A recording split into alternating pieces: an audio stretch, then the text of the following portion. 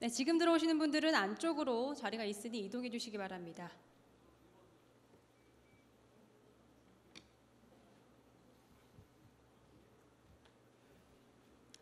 Good afternoon, ladies and gentlemen. Welcome to a special session of Jeju Forum for Peace and Prosperity 2014. I'm JTBC announcer Kang Ji-young. I'll be your MC throughout the session.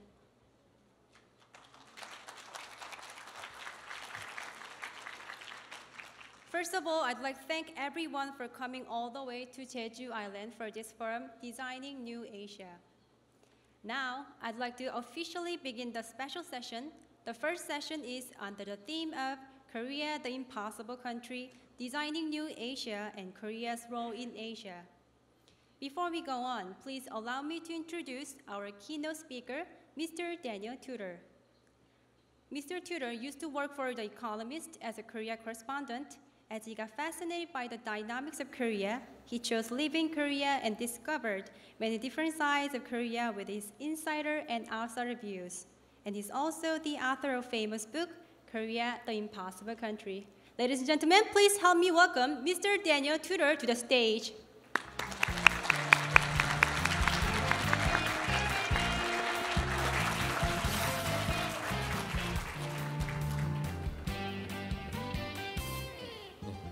감사합니다.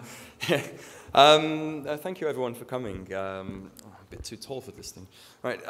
Yeah. Thank you all for giving me the opportunity to come and talk to you today.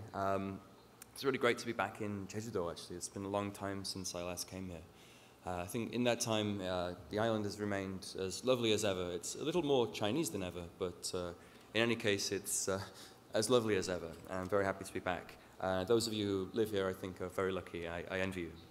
Anyway, so thank you for listening to me. Actually, I don't necessarily think it's an opportunity I deserve even. I think so often in Korea I'm asked to comment on something or talk to people as a writer, as a foreigner. I think often this idea of, how can I say, a foreigner means like a Westerner usually from a wealthy or 선진국, a so-called advanced country.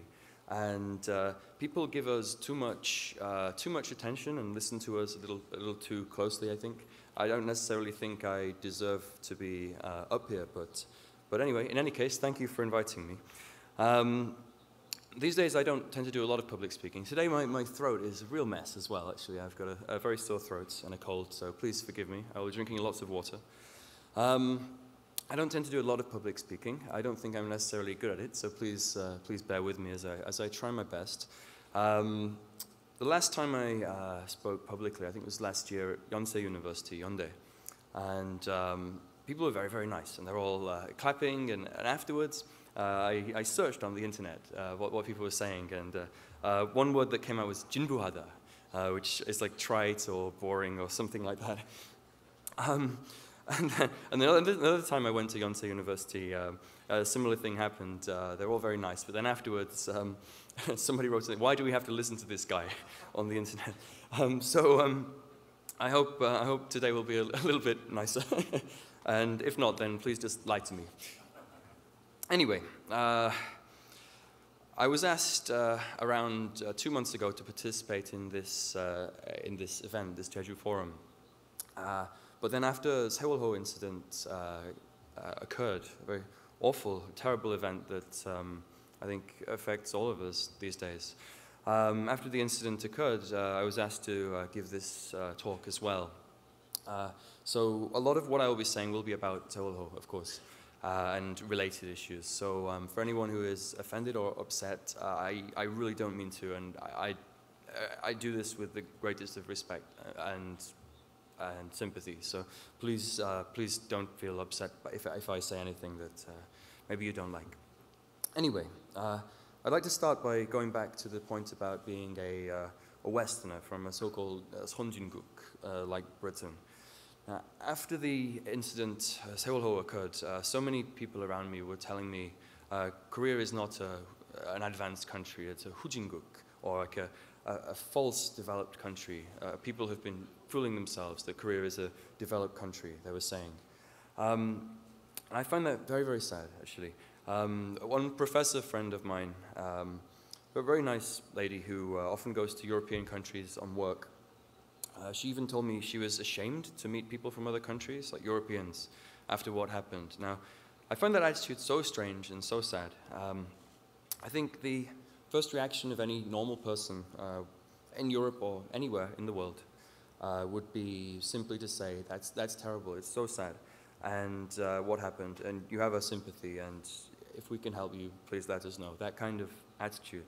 Nobody, absolutely nobody, will be looking at the incident and thinking, oh, Korea is not a good country or is a backward country. Nobody would think like that. And even if they were, which they wouldn't, even if they were, would that be important? I don't think it would be important. And should it make a difference to you? Is there a need to feel ashamed about something like that? Because often of the desire to become this 선진국, this advanced country, as though it were done through a series of boxes to check. If you've done this, and you've done that, and then you've hit this target, numerical targets usually, then you become seen as a 선진국. You're seen as an advanced country. And that seems to me that's often the core goal of this state of South Korea, which I think it inspires people to, obviously great things have been achieved, of course, but people have rushed around and tried to do things too quickly, I think. And sometimes there's not even a sense of direction. Where are we going? What are we doing with this progress? Just get something done, no matter what it may be. There's a curse of, I think, endless comparison with other countries. The USA has 5 of these, we only have 1. Or Germans have A, but we only have B. And I think for some reason, it's sad that people compare themselves to other people in this country. Or this person has better education than me, or I'm a loser, like that. Or this country has more of X, Y, Z than our country, and we're not advanced, therefore. And I think that's one of the greatest tragedies of this country, that so much has been done, so much has been achieved, and yet there's still this nagging sense, oh, we're not what we should be. We're not this advanced country. And I think in some way it's dangerous. I'll go on to talk a little bit about that. First, what is a 선진국? Is it simply a rich country? Is it one with great infrastructure? Is it a democracy? Or is it all of those things? Maybe. Is it one that treats all of its citizens with equal respect and gives all of them an equal opportunity to succeed? If that's the case, I don't think there is a single advanced country in the whole world. There are degrees of advancements, of course. But I don't think there's a single 선진국 in this world.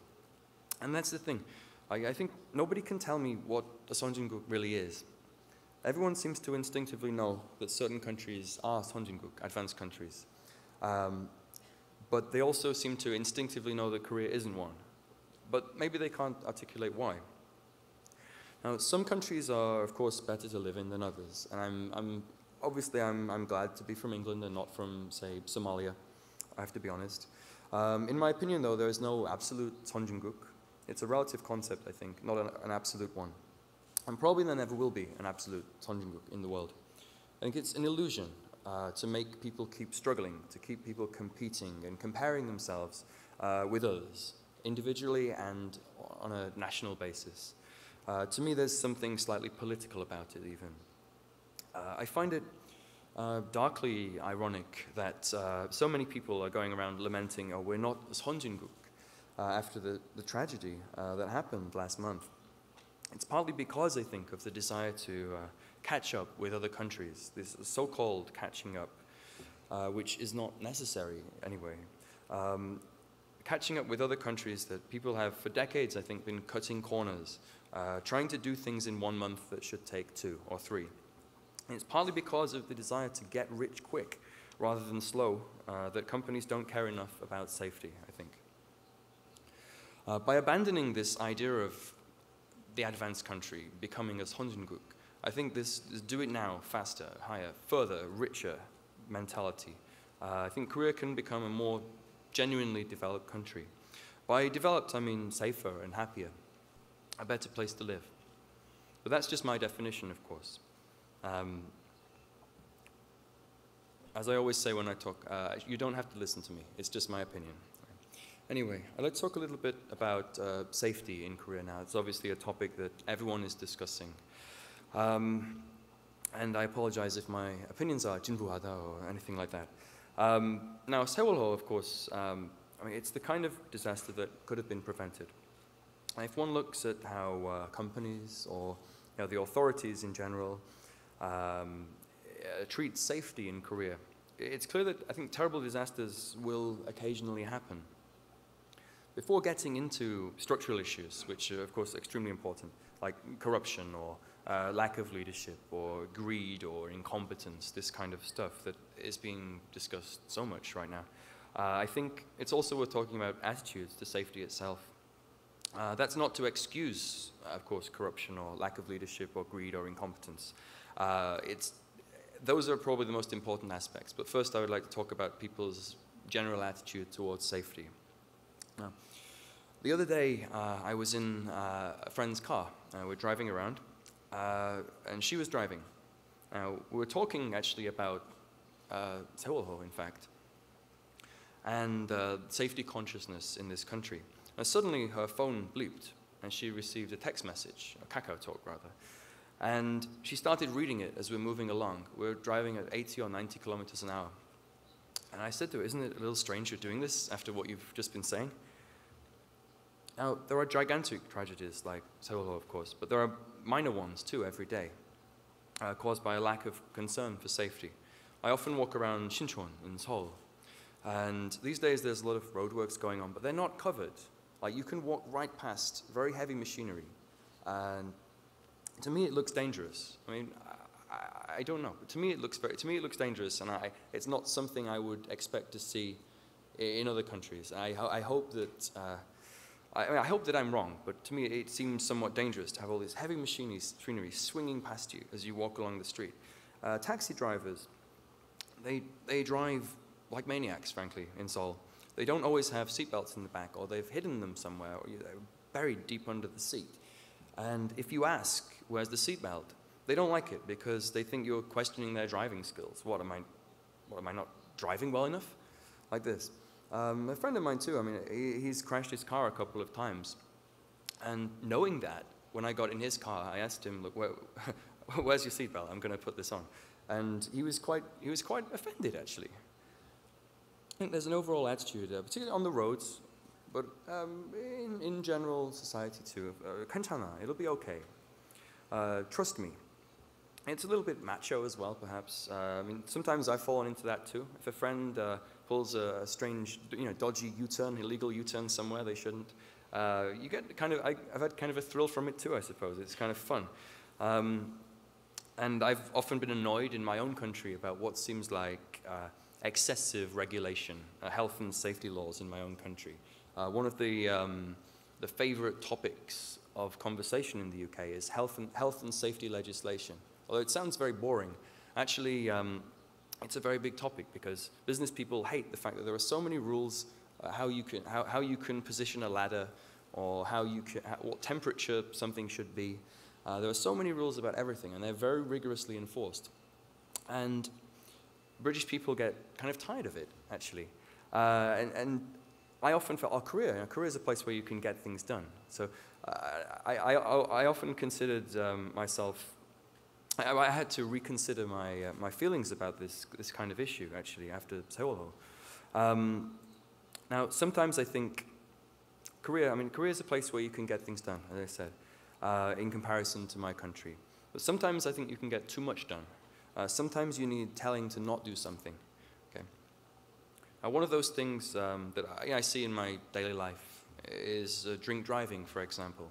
I mean, considering how very dangerous it is and how many people it kills, I find it quite amazing that drink driving is not grounds for social disgrace. When friends of mine were caught drunk driving here, others around us laughed and said, oh, you're a bad boy, that kind of thing. That was the attitude. The right reaction should be, what the hell are you doing? You should be ashamed of yourself. Don't do that. Okay. I think there's also, it slightly relates to a certain kind of fatalism or defeatism. People seem to accept, I think, that the whole problem about safety in Korea is cultural, in inverted commas. And that when something is cultural, you'll never change it. Now, around me, Korean friends will say, well, that's just the way people are. And also, when it comes to the structural factors like enforcement of safety rules, corruption, greed, that causes some of these problems on a larger scale, you'll never change that. But I don't think that's true. Culture is never static, ever. Now, for example, 30 or 40 years ago, going back to the drink driving example, 30, 40 years ago in my country, people drove when they were drunk all the time. It was normal. Nobody told their friend, what were you thinking? Why are you doing this? But now they do. Endless campaigns on television, in the newspapers, in posters, and so on, have changed people's attitudes through long, hard campaigning. British people changed their mentality about drink driving. I mean, this is really unrelated to Seoul itself, of course. Drink driving is a separate issue, but I think that it should teach us that safety is more important than people treat it sometimes, I think. Anyway, Korea, I think, is a country that changes 100 times faster than Britain. Sincerely, I believe people here are more open-minded, more ready to change when change is needed than people are in my country. I think often people ask me, oh, what do people do in Britain or in Western countries? Well, often I would say, well, it doesn't matter. I mean, actually, in many ways, Korea is better. And sometimes I would say there's something good in my country and there's something good in Korea. But you don't have to just necessarily follow what people in Western countries are doing. Anyway, as I said, I believe people in this country are more open-minded and ready to change. I've seen it several times here already in my own life. Something that was completely alien and strange 10 years ago has become like normal today. The trouble is, though, I think people here often they expect the bigyol, the quick fix, the quick result, a quick solution to any problem. Perhaps that comes from rapid development, or perhaps it comes from an educational system that teaches people that there's always a definite answer, a 정답, A, B, C, or D. One of the reasons I don't do too much public speaking, actually, is that during the Q&A, someone will always ask, well, you said that this should happen, X, Y, Z should happen, we should do X, Y, Z. But how do we do this right now? What is the way to do this? Well, if I say that I think it will take time, then people kind of look bored. Now, of course, drink driving or driving without seatbelts, as I mentioned, they're very trivial in comparison to the disaster that happened last month. But the 괜찮아, it will be okay, trust me kind of attitude that they come from, I think, is part of the same problem. When this attitude is extended to the heads of big companies, for example, as well, when combining that with the financial incentive of cutting corners, I think then you have a real problem. One thing I want to propose is a broad campaign, 안 괜찮아, it's not all right. The public has to come to accept that safety is a huge, huge concern, and the rules should be strictly followed and not laughed at or just ignored. I think when companies ignore safety, the public should become angry. It should become a social disgrace for companies to not follow rules. Not just, oh, you naughty boy, or pay a fine. It should be a social disgrace. And not just after an awful incident like Seoul, but anytime there is potential for serious danger. Now, owners of big companies are human too, so they have that mentality, but they also have an extra incentive to avoid following rules, and that's, of course, money. Now, greed, I think, obviously played a huge part in the sinking of Seoul. We all know the story. 정해진 해운, they bought a ship that was, frankly, not really seaworthy, aided by the perverse generosity of deregulation from the previous president. They added extra floors to it. They filled it with cargo way beyond the accepted limit. They staffed the boat with inexperienced, irregular 비정규직 workers, including the captain. Of course, the captain has some of the blame, a lot of blame, in fact. But how much of a real captain was he? I mean, he and all his staff were either too young or too old, inexperienced, unofficial workers like him. All this was simply to save money, of course. And if only this kind of greedy mentality were rare. Unfortunately, it isn't. I mean, on a smaller scale, it's something you can see every day. I mean, I live in Seoul, and I look at buses. I mean, they go so fast through red lights and cause accidents. Now, why do they do this? It's not because the bus driver wants to. I'm sure the bus driver, would rather drive in a more relaxed fashion. But they're forced to by their employers. Not keeping to the timetable means they get paid less. So, of course, they drive like maniacs. And the same is true even of the humble motorcycle delivery driver, delivering your pizza or jjajangmyeon. Do you suppose, they enjoy driving like this? Of course they don't.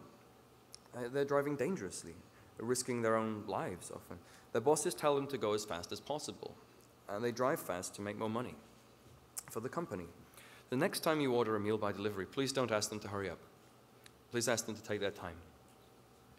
An inspection last July at Hyundai Jecheol revealed 1,000 or more different breaches of safety rules.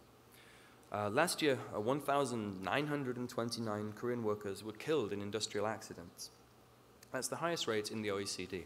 Now, I usually hate giving these, number one in this or bottom of the world in this, but it is quite telling in this case, I think. Now, again, I never say that Korea should be like my country. I don't. But there are,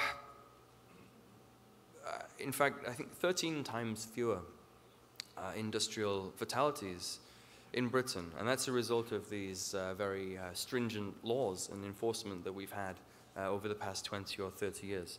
In 2013, only 148 British workers died in industrial accidents. So it's 13 times fewer. I saw a column in the Joseonilbo actually a few weeks ago, basically arguing that sometimes disasters happen. They use this expression, angma, the devil. Sometimes these terrible things just happen, like by chance, like terrible misfortune. Now that's not acceptable. There are reasons why these problems happen more in some countries than others. Okay? Just this year we've had a few days ago, Goyang Jonghap Terminal fire incident, and of course the Mauna Resort roof collapse, all in this one year. A few weeks ago, that's not the devil, or it's not misfortune when it's happening statistically more often than in other places, I think. So I think that's a very unreasonable attitude from them. But a different article I was drawn to, eDaily, stating that safety inspectors found over 100 separate problems at the 제2롯데월드, the second Lotte World project in Jamsil in Seoul. This comes after a series of incidents at the site. One worker died there last month after an accident. Now clearly Lotte is a company with plenty of money, enough money to actually build a 123-story skyscraper that may or may not be necessary. Certainly the Air Force doesn't think it's necessary, but the company does, and the company apparently gets what it wants. But if you can't or won't build it safely, you shouldn't be building it at all. It's a disgrace, and it should be treated as a disgrace by society if 100 separate faults are found in that way, and safety incidents like worker deaths are happening like this. There are rumors going around about this project for months. I have friends living in Jamsil. There wasn't much definite information in the press, I think. In this country, you can be sued for defamation, 명예훼손, if you say something critical, even if it's true. You can even go to jail for it. Now, it's more difficult here than in other countries, I think, to talk openly about problems, especially those involving the powerful. Press freedom in Korea is declining. It's been getting worse for a number of years. Now, if I say this kind of thing, it makes me 좌파, lefty, or something. In some way, frankly, I am worried about democracy in Korea too. But this shouldn't have to be a political point, I think. When journalists cannot investigate and accuse, then there may even be a safety implication. I think we also need a collective effort. Perhaps this can be done through technology, even a crowdsourcing collated in an app. Whenever people see any dangerous work in construction or public transport or wherever, think we should encourage them to take a picture of it and upload it. If it becomes embarrassing or a matter of public shame for companies to cut corners on safety, I think we'll see some improvements pretty quickly. Of course, we also know that there is a problem of too close relations between the regulators and the regulated. I had no idea how bad it was in the maritime business because, like everybody else, I wasn't really paying attention to it, of course, until Seoul incident happened. During my time as a journalist, though, living here, I saw exactly the same kind of relationships in other sectors. So let's take finance, for example. Back when I wrote for The Economist, I would often be invited to meetings involving financial regulators or bank CEOs, these kind of people. Usually one bank CEO in particular, who was very good friends with the president at the time. You may be able to guess who that is. First of all, I wondered, why are the poachers and gamekeepers, the regulator and the regulated, hanging out? Why are they friends with each other? Why are they all so friendly with each other, laughing and joking and clinking their glasses like this? Later I heard that one of the regulators who participated in those meetings regularly, he had joined one of the big banks. No doubt they were paying him lots of money.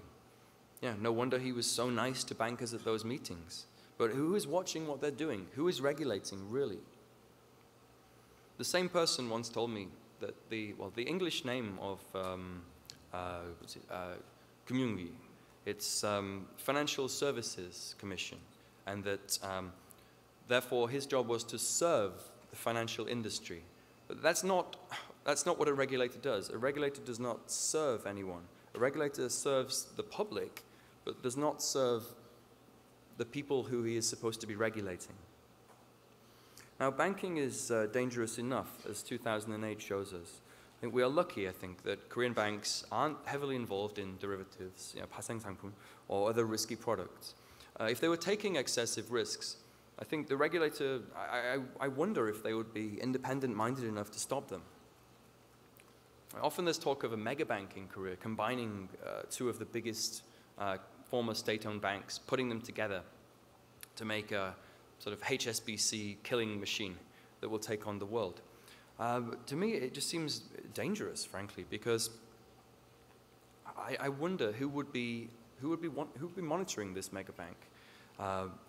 If a large Korean bank got into trouble, now it would be bad enough. Their size relative to the Korean economy is rather large, even though on the global scale they're not that huge. Two together to make a genuinely massive bank, I think would be really quite dangerous for the Korean economy if it went down. And then who would be there to stop it going down? Who would be there to stop them from behaving badly? I wonder. I think it's unfair, though, to single out the financial sector. I think this kind of culture does exist everywhere, between journalists and politicians, or between business people and civil servants, or between prosecutors and somebody else, anyone, everyone. I sincerely hope it doesn't affect the nuclear power industry in Korea. I think there's plenty, of course, to be worried in that case. The problem is bad enough anywhere, but when lives are at stake, it is clearly unacceptable. Even punishments for bad behavior are pitifully weak. Is this because people in business and politics and regulation and the judiciary and the media get along so well? Who is there to campaign for tougher standards? For its safety transgressions, 1,000 of them, I think Hyundai Jecheol was fined just under 700 million won. Basically, not very much for a company with a market capitalization of 8조 won, around $8 billion US. Moving on a little bit, forgive me, please. I think the resignation of the Prime Minister as the crisis was still unfolding, the crisis of Seoul, made me think of the issue of leadership in Korea. Now, I don't wish to criticize him personally. It does seem that these days there's a difference between taking responsibility in the political sense and taking responsibility in a real sense. Politics these days, in my country too, politics in my country is terrible, I have to say. It's full of people saying, I take full responsibility for ABC problem. Then they add a few caveats, which suggest, well, actually, it's not really my fault at all. Then, the pressure ramps up again, they resign, saying, once again, I take full responsibility. But what happens after they resign? They live quietly for a while.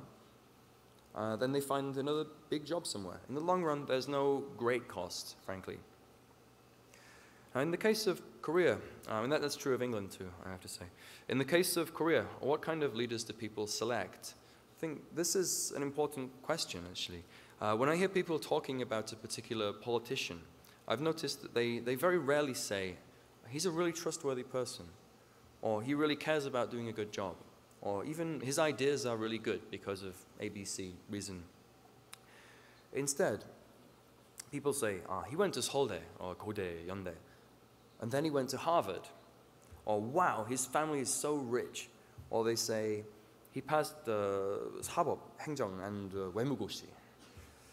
Newspapers, comparing candidates, they put somebody versus somebody, and then photograph, then their CV next to it, that kind of thing.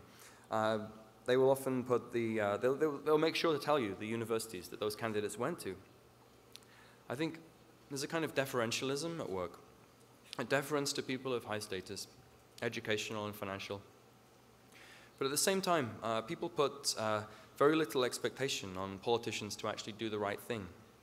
I think if a politician is caught doing something wrong, like taking bribes, for instance, is his or her political career going to be over forever? Probably not, right? He will publicly apologize, maybe cry as well, disappear for a while, do something else, and he'll probably come back a few years later. Also, one question. Would you ever try to call or visit your local member of the National Assembly, your local 국회의원? Did you know in many democracies it's quite normal to call their office and make an appointment to go and see them and talk about problems in the local area, your local area? This is not just in my country, in many countries this is quite normal, and I would feel quite confident if I were at home that I could just pick up the phone and call my local Member of Parliament's office and then make an appointment to see him a week or two later. So I think it's natural then to expect that positions of leadership will end up being filled by people who have so-called good backgrounds but are motivated by personal glory rather than the hard-working person who just cares about society. 18% of 국회의원, National Assembly members, come from academia. 10% used to be lawyers, and 20% work their way up through the party people. Only 8% work for community organizations. And of those, the majority were brought in by parties through 비례대표 system, the proportional representation system. I think in some ways that system, the 비례대표, is being used as a way of diversifying the intake of politicians, members of parliament. In some way, the political parties are actually somewhat progressive on this in some respects. Now, in the National Assembly, people with experience of actually managing and being responsible for things, such as entrepreneurs, I think are underrepresented. If I was to choose the makeup of Parliament, of course I can't, but if I could, I would have a lot more ex-entrepreneurs, and I would have ex-community workers and charity people. The former know how to run things properly, and the latter genuinely care about others. Instead, I think we have a lot of ex-lawyers, professors, and career-long politicians, people who can speak beautifully, but don't necessarily care about things, and people who never had to exercise actual leadership or deal with a real crisis. Now, something like 9 National Assembly members didn't go to university, and 4 of those were brought in by 비례대표. On the other hand, though, a small majority of all National Assembly members went to Sky or foreign universities, usually elite American ones. Now, big business is the same here. It's, I think, virtually compulsory to go to an American university in order to lead a big company these days in Korea. Now, on that topic, am I alone in thinking it kind of sad that so many of the elite in this country are American educated? On an individual basis, of course, I understand why anybody would want to go to Harvard or Yale. I mean, of course, I would love to have a PhD from Harvard too. But when everybody, every business leader, and many politicians are doing the same and sending their children to do the same, doesn't the country lose something in terms of intellectual and cultural independence, and indeed pride in itself? Even talking a little tiny bit about the Sewol incident now, even at the Coast Guard, which I think was criticized a little bit too much, in my own opinion, but even at the Coast Guard, Haegyang, there was, I think, a needless focus on university education. It was, among the official criteria, it was the main criterion of recruitment. They operated a points-based system. You would receive something like 30 or 35 or 40 points for university graduation, depending on what kind of university you went to. And then you would only get something like 2.5 or 3 points for being able to swim. Now, according to news reports, the result is that 32% of people at Haegyang cannot swim. Now, they may be educated, but if they can't swim, they probably won't be able to rescue people. Now, I'm not saying the whole thing should have been disbanded, no way. I can't really understand that decision, frankly. But let's see what the qualification requirements are for its replacement organization. I hope they'll be quite different. Sadly, academic and to a large extent, family background, I think, is the core basis on which people are judged and gain respect and lose or gain opportunities in society. None of this, unfortunately, tells you anything about the moral character or decency of a person. It doesn't tell you even whether they'll be competent or not. I suppose what I'm saying is the system as it is would produce leaders closer to Seonjo Joseon than Lee Sun-shin. How do we change that? Well, frankly, I don't know. It requires a change of mentality. Of course, that's the hardest thing of all. However, Korea is a country that can change. Right now, most people I know are in a state of despair or negativity. There's a lot of anger, of course, but it's not positive anger that pushes for change. It's just unfocused rage at this point. But it is possible to use that anger, I think, for positive change. Now, as an example of Korea's swift ability to change, I often look at this idea of namasono sasang, this male child first ideal that used to exist, the preference for sons over daughters. I think the combination of that with modern medical technology meant that far more boys were born than girls. But things changed so quickly. The problem no longer exists here. Whereas in China, where I lived for a short while, it's very obvious. You can see it all around you. That China has a full-on crisis with this preference for sons over daughters. On a more trivial level, even in my own life, I think attitudes to non-Koreans living in Korea, like myself, also changed massively within the past 10 years in a way that made me personally very happy, but took me completely by surprise. Now, I don't know about attitudes to education or status. That may be much more difficult, but I think the attitude to corruption and greed that played a big part in this disaster, I believe can change as well. I think so far in Korea, corrupt officials or business people or politicians have never been properly punished. And that's a fact. I can't think of many exceptions to that rule. Sewol-ho shows us that this is more than just a political or a social problem or an economic problem. It's also a safety problem, one that can make the difference between life and death even at times. People, I think, are finally realizing that and becoming angry about it. In practical terms, we need not just new rules, but greater enforcement of existing rules. I'd like to propose some of the young men currently awaiting military service, Gundae, instead be trained and managed by safety inspection experts from abroad. Now, abroad, why do I say that? Not because I think abroad is better or you should follow other countries, but simply because somebody who comes in from abroad is not part of those networks, is a new person.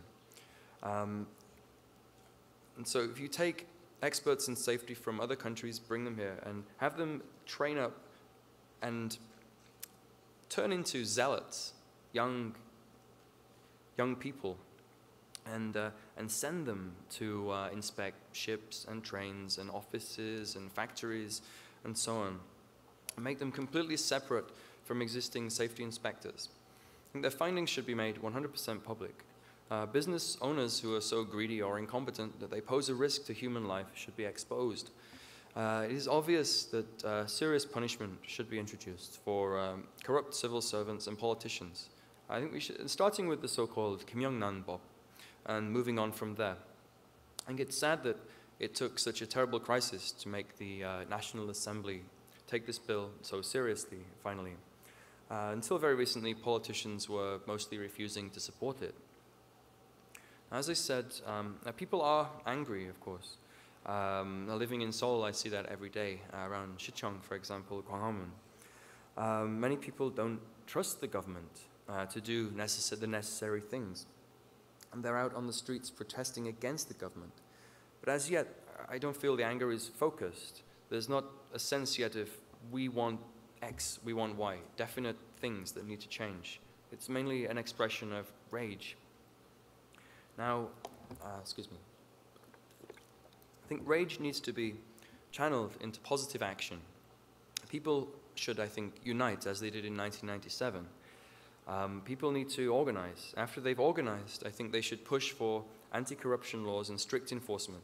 There need to be mandatory minimum jail sentences for corruption. No more suspended sentences and returns to public life. I think it should be a matter of a person's career and honor being over if they're convicted of this kind of thing. I think that people need to keep pushing for this kind of change until the government gives in. Be angry and stay angry as long as corruption that endangers people's lives still exists. People need to push for the kind of safety regime that irritates businesses but undoubtedly saves lives. Now, in my country, there's a so-called health and safety regime. 20 years ago, it was introduced. No, I think more than 20 years ago, maybe 30 years ago, it was introduced. And it's something that business people really hate, and the average person hates it too. For example, a friend of mine, actually, a guy from Manchester, my hometown, he really likes Korean food, and he was interested in opening a Korean restaurant in Manchester with samgyeopsal, gogijip, kind of, one of those kind of places. And to do that, of course, you need these open flame grills, and the individual, you and your friends, when you go to the restaurant, you have to do it yourself.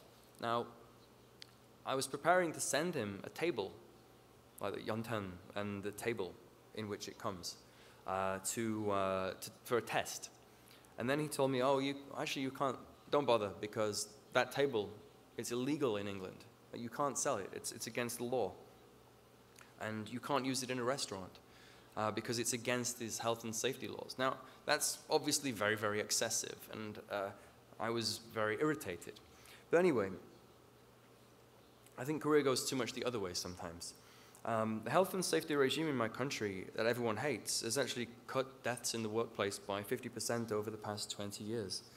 So I think people also, when I was talking about banking, and people need to support civil society campaigns that expose the links between the regulator and the regulated. This isn't just a political issue, it's also a safety issue. They need to report unsafe behavior, buses going through red lights at high speed. Even that looks trivial, but it's not trivial because it causes accidents. They need to expose and report unsafe construction sites in their neighborhood and get angry when nothing is done about them. Of course, nothing will be done about them under the current system, but if people get angry and stay angry, then maybe things will change. As long as the carefree attitude to safety exists, I think people need to be vigilant and angry, to be honest. As I said at the beginning, you don't need to listen to me. Now, I'm just one person expressing an opinion. It's not more important or less than anyone else's. But since I'm here, and I've been invited, thank you, I suppose what I'm saying is it's not wrong to be angry about this. You can continue being angry about it, but I hope that the anger will have a focus. And in the future, 10 years from now, I hope that we can look back and say that it was a turning point for a better and safer career. Thank you.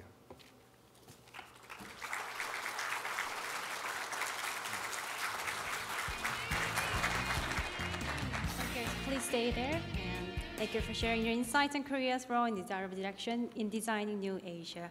I'm pretty sure your speech is greatly appreciated by the audience. We'll now have Q&A session. If you have any questions to Mr. Tutor, please raise your hand, then our staffs will assist you promptly. Any questions? Yes, please. Hello, my name's Darren Southcott. I'm from Jeju Weekly newspaper. Thanks very much for your speech today, Daniel. I agree with 99% of what you said. I also wrote a similar piece, actually, about health and safety. It's maybe difficult for Koreans to understand that health and safety can be the most powerful 3 words in the English language, particularly if you work in a British office or in industry.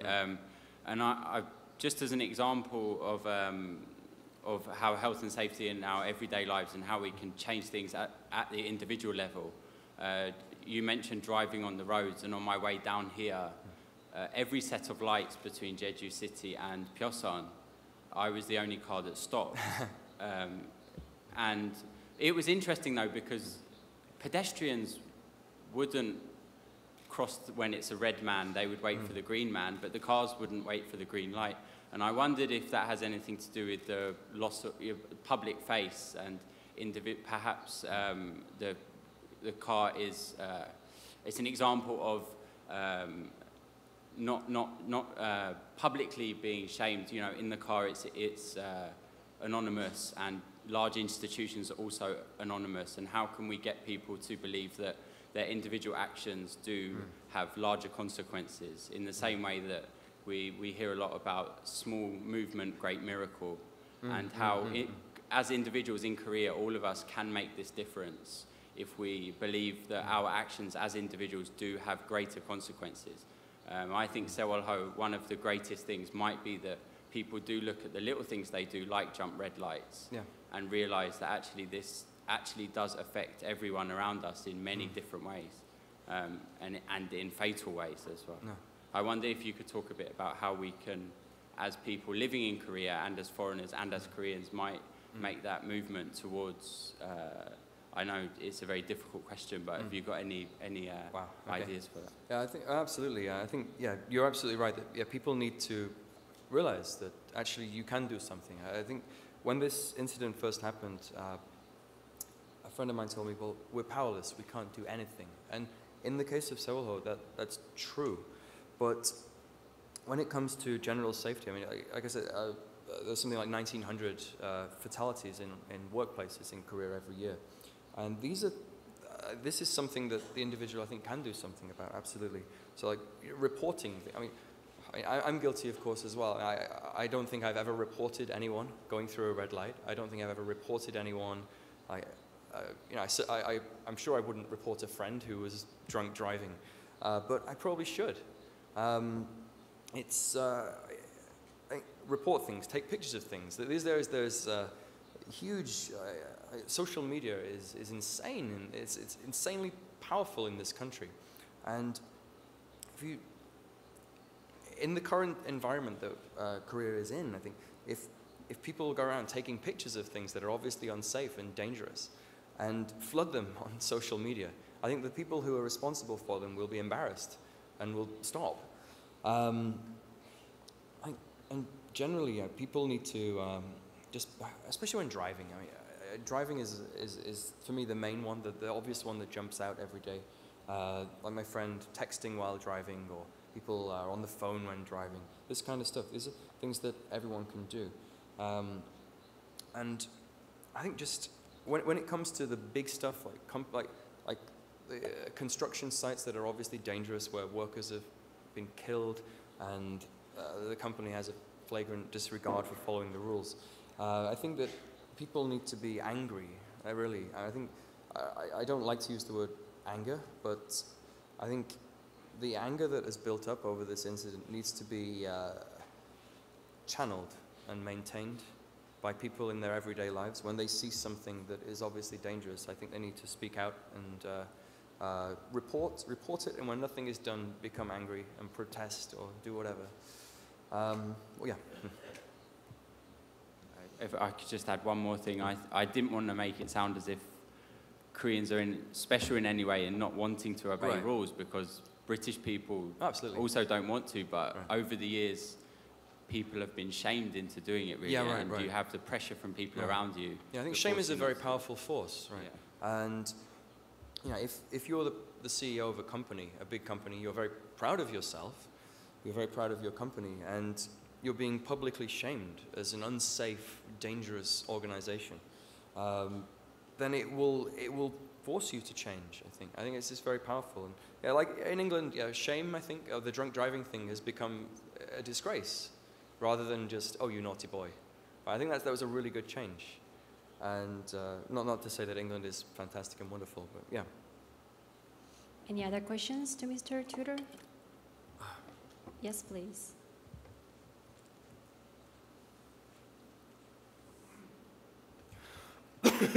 네, 안녕하십니까. 저는 제주도에 살고 있는 이환준이라고 합니다. 저는 그 질문 하나와 제안 하나를 드리고 싶습니다. 네. 일단 지난주 토요일 날 중앙일보에 그 쓰신 칼럼을 읽었습니다. 제목은 한국의 해적당이 창당된다면이라는 제목이셨는데요. 인터넷에 기반한 풀뿌리 민주주의에 대해서 말씀하신 거에 대해서 충분히 공감할 수 있는 그런 칼럼이었습니다. 근데 저는 그 칼럼을 읽으면서 해적당이라는 의미를 조금 더 확대 해석해 볼 필요가 있지 않을까라는 생각을 했습니다. 그래서 한국이 갖고 있는 사회적 기능과 결부시켜서 해적이라는 의미를 좀 확대 해석해 볼 수 있지 않을까 생각했는데요. 그런 의미에서 해적이라는 의미가 해적의 멤버들, 그러니까 표현에서는 Geek of Pirate Party라고 쓰셨는데, 해적에 활동하는 당원들은 어떤 사람이 될 수 있으며, 그다음 또 해적에 해당하는 활동들은 또 어떤 게 있을런지 질문을 드리고 싶고요. 그리고 제안을 드리고 싶은 부분은 지금 선생님께서 쓰신 다니엘 선생님께서 쓰신 Korea the Impossible Country라는 책의 어떤 연장선상에서 제주 The Impossible Island라는 한번 책을 집필해 보시면 어떨까라는 생각을 했습니다. 왜냐하면 첫째로는요, 몇 년 전부터 제주도는 그 올레 트레일 코스를 통해서 슬로우 라이프와 걷기 열풍이 이제 한국 국민들 사이에서 이제 퍼졌습니다. 즉 다시 말해서 힐링이라는 어떤 힐링이라는 주제가 이제 한국에 이제 퍼졌다고 볼 수 있고요. 두 번째는 육지부에서 은퇴하신 분들, 혹은 또 예술가분들, 혹은 또 홍대 어떤 젊은이들이 제주도에 내려와서 자기들만의 어떤 카페를 이제 오픈한다든가, 혹은 이제 그들만의 어떤 팬시 레스토랑을 이제 오픈한다든가 하면서 제2의 삶을 살고 있거든요. 제가 바라볼 때는 이렇게 제주도민들로 흡수된 이런 새로운 사람들이 다니엘 선생님께 말씀하셨던 Geek of Pirate Party라고 저는 생각을 하고 있습니다. 해적당원들요. 그렇기 때문에 그런 맥락에서 제주에 대해서 한번 책을 쓰시게 된다면 앞전에 쓰셨던 Korea the Impossible Country의 연장선상으로서 우리 그 한국 국민들에게 말씀하셨던 현실 직시하는 부분, 그러니까 샴페인을 맛보지 못하고 기쁨을 맛보지 못하고, 그다음에 또 진정한 행복과 그 만족을 모르는 한국 국민들에 대한 현실 직시적인 부분과, 그다음에 또 제2의 기적을 바란다고 하는 어떤 희망적인 메시지 두 개가 교차하는 그런 메시지셨는데, 그런 연장선상에서 우리를 다시 한번 돌아보고 또 제2의 기적을 바라는 어떤 희망적인 메시지를 줄 수 있는 그런 책이 되지 않을까, 그리고 또 우리 한국 국민에게 좋은 선물이 되지 않을까 하는 생각에서 한번 말씀을 드려봤습니다. Do you want me to sum up the question or? That's fine. That's fine. Okay. 한국어 실력이 좀 부족해가지고 영어로 하겠습니다. Yeah, anyway, it's quite a long question. All right, first of all, 해적당.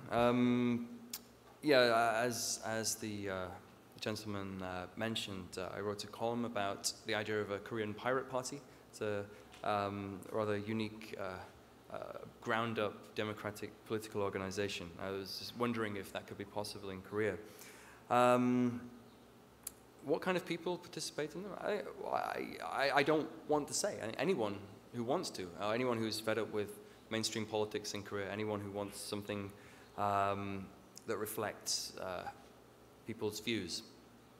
Anyone should participate in it. I think in Korea, it's unfortunate that politics is so divided, young and old, or left and right, or regional-based division, that it would be nice to just have something based on local areas. I think it starts from local areas. People just meet. I mean, I have this real hope that you could have something like it's very simple, but like cafe debating society. Like maybe if your retirees with the cafes could open kind of cafe debating society where you just have a particular issue. Today we're talking about, English language education, or today we're talking about the Korea-America alliance, or how close we should be to China, this kind of stuff.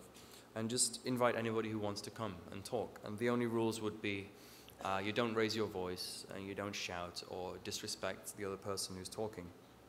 And I see it as something that can grow up from that, on a local basis. I think often in Korea people are setting up heroes, be it Park Geun-hye or An Chol-soo or some fancy professor from a university who wears a nice suit and writes a cool book and gives lectures. And instead of attending lectures like that, or even this one, I'd like to see people think, well, I think this.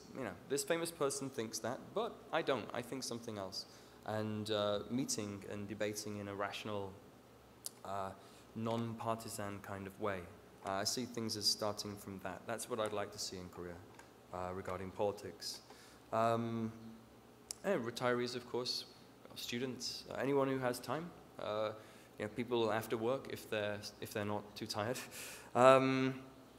As for writing a book about Jeju-do, I think maybe one day. I think I've already written 3 books on Korea. It's about time I wrote about something else. I think people will get bored of me. Thank you. Any other questions to Mr. Tutor? Please raise your hand. The supporter will assist you promptly. Right there. Right. 예, 안녕하세요. 저는 중앙. Can you stand up and yeah, please. Thank you. Hello, I'm a journalist from Korea Jungang Daily, and I'd like to ask, this Sewol incident also call into question of the role of the media, and so the initial report was inaccurate, and people and the bereaved family often blame the focus of the Korean media. So I wonder if you are not retired, but you're no longer a journalist. But if you are be a salesman. if you are a journalist, what should be the focus of the Sewol incident? And for more, if we after this kind of disaster, what the journalist should keep focusing after the accident? So. Okay. First of all, I'm just one journalist, ex-journalist, and now beer salesman, as I said. I don't think my opinion is more valid than anybody else's. But if you ask me, I think that now this has happened, I think the role of the journalist should be, I think the role of the journalist is also the role of the human. And when you have an issue like this, I think that it's important to consider yourself a human, a person who cares about others before one considers oneself a journalist even. I think I'd like a kind of campaigning aspect to it. So instead of, what you see now in Korea's divided media environment, I think, is you've got people like Chosun who are minimizing it, and people like Hangyeore who are bringing it up. Personally, I would bring it up, but I think there has to be a kind of, what are the, a laser kind of focus on logic, and what do we have to do to stop this from happening again? It isn't just enough to say, oh, the president is bad, or the government is wrong, or whatever. What are the actual things that cause this problem, and what can we do about them? And then to not forget about it, because I think often, I hope this is different this time, because often people get angry about something for a short time, I think. People explode with rage, and then as time goes by, it settles down, and then it becomes old news, something that happened a long time ago, and then nothing changes. So I think there need to be a lot of retrospective articles, reports. So 6 months on, 1 year on, 2 years on, 5 years on, 10 years on, what has changed? Has anything changed? And if not, the campaign to make it an aggressive thing to aggressively follow it up, I think. Thank you. Any other questions? Yes, please.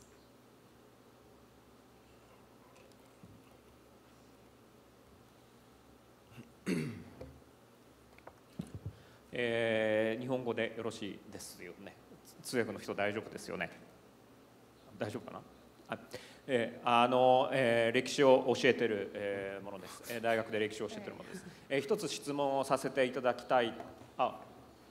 Can you hold 1 second? Can you hold 1 second? The receiver doesn't work. Okay. Is there like 동시통역? Yeah. Oh. Set the channel for English at 2, I guess. 2. Oh yeah. Okay. Yeah. Okay. Do you get it? Okay. Please continue. Okay. Just a quick, simple question. Okay. それでですね、今日の事故の話で韓国の安全の問題で、私は一番問題なのは人間が人間に優しくなる社会が必要だということだと思ってるんですね。つまり人間が人間を尊重する社会でない限り、こういう事故は必ず起きるというふうに思っています。それで、質問ですが、人間が人間に優しくなるため、つまり人間が人間を尊重する社会になるためには何が必要かということについて教えていただきたい。つまりこれは事故の問題だけではなく、安全の問題だけではなくて、国家間の関係、つまり日本と韓国は今非常に関係が悪いです。こういった関係の中で、人間がつまり相手を尊重する、相手に優しさを持つということが非常に重要になってくるということですから、国家間関係、つまり社会の問題だけではなくて国家間関係にも僕は相手を尊重するということが非常に大事になってくると思うんですが、それはたとえ嫌いであってもですね、相手が嫌いであっても尊重しなければいけない。そのためには何が必要かということについて、教えていただきたいというふうに思います。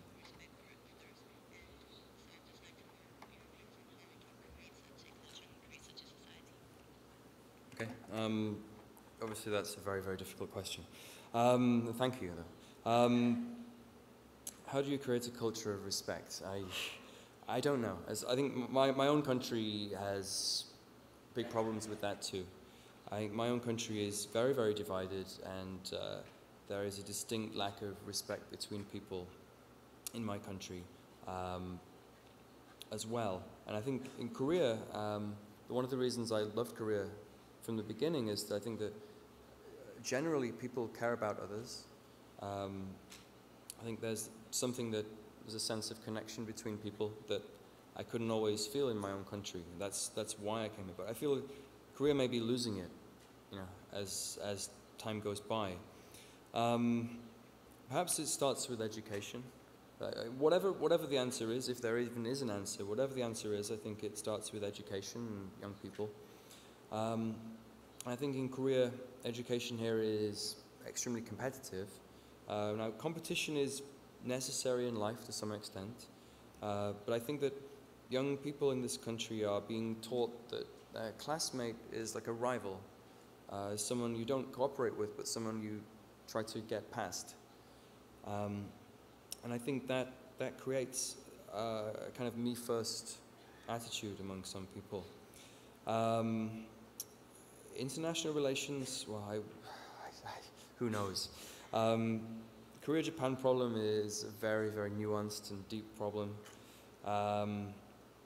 And I'm not sure there's an answer to it at this point. I wish I had a great answer for you, but I really don't. I would love, of course, if we had a harmonious world where people respected each other, but I'm quite doubtful it can happen. But I think that's why perhaps we need rules and why we need enforcement. If people don't respect each other, if a company boss, if the owner of a shipping company doesn't respect human life enough to follow rules, then you should punish him very, very, very aggressively for breaking rules and deter him in that way. Thank you. Any other questions to Mr. Tudor? Oh, right there.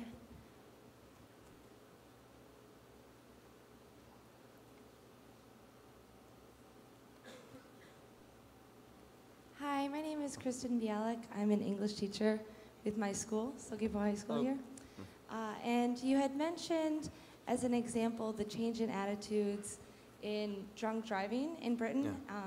I'm from the United States, and I think we've had similar changes in attitude. Certainly now, selecting a designated driver has become a norm in behavior. And in thinking about, you had said aggressive campaigning was one reason that change in mentality had been brought about. And I wonder, in the Korean context, you mentioned social media, what might be a way to make campaigning really effective in the public health area? Do you think it should be a governmentally based public health initiative that has paid media, or maybe an independent nonprofit sector, or what can we do to get that message out there in a really strong way? Ideally, I'd like to see it come from the ground up, I think, to capture people's imagination and get their participation. So I think well, I'd like to see, regarding safety, if people see something they regard as unsafe, or they see somebody on the telephone when they're driving, or if they see a construction site as they're walking by that's obviously dangerous, then they should be able to report it. Publicly, that is, like through social media, and then for people to get excited about it and get angry about it. And then I think the government has to follow, or companies have to follow, because it shames them otherwise. I think shame, it sounds sad to say, I think shame is a very powerful motivator, and I think it should be used by the public, because the ordinary person doesn't have many weapons in the face of authority, but I think shame can be one of them. The government, well, yeah, ideally I'd like something to come from the ground up, but then the government to say, of course we support this, and then to follow, and companies too. But I think in the end it has to come from people's attitudes, because it is an attitude thing more than anything. I think if it's only acceptable if people find it acceptable, and if people change their mentality and say this is unacceptable and we will make it into a social disgrace, then I think the government and business has to follow. Okay, thank you. And I have a question for you too. You mentioned the safety, and you mentioned the crowdsourcing. Can you elaborate that concept, or how does it work, or do you have any plans to work on it? Well, we'll see, actually. I'm planning an internet business right now, and maybe that can even be part of it, who knows.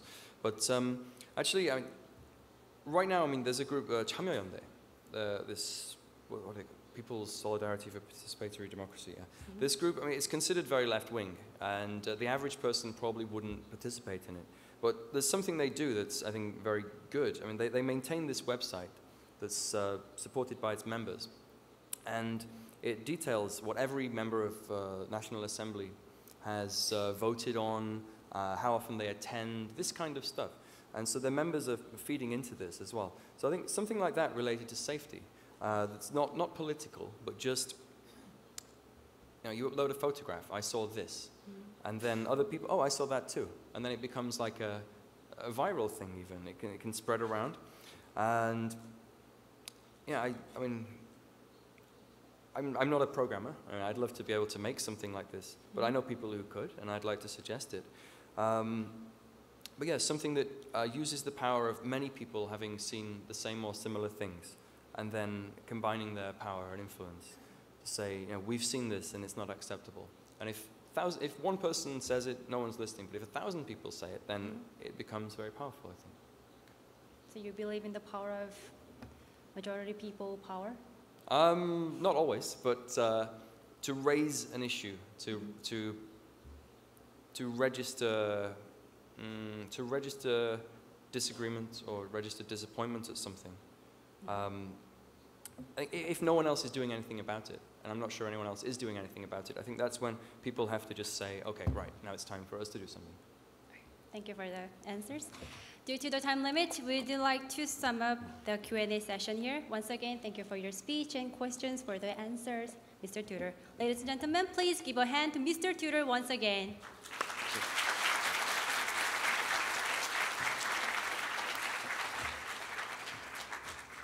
Now that concludes the first special session of Jeju Forum for Peace and Prosperity 2014.